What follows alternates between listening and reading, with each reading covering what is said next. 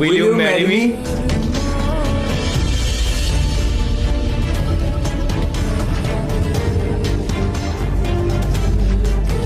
মেঘা, আরে অত কি ভাবছো?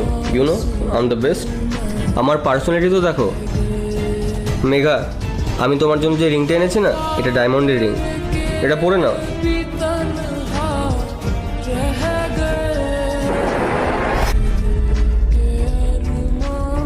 এ কি ড্রেস পরেছো তুমি?